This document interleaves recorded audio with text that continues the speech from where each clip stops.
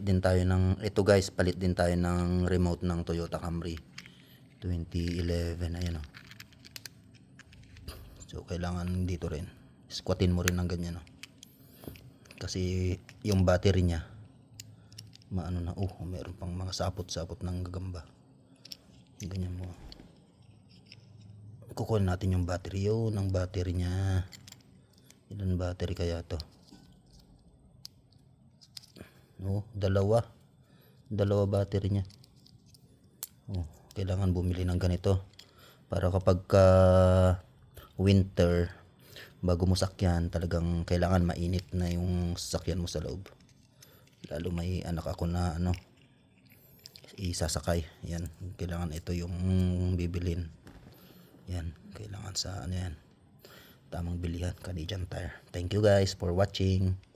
Ayan, kapag low bat yung remote nyo, madali lang palitan, ganyan lang.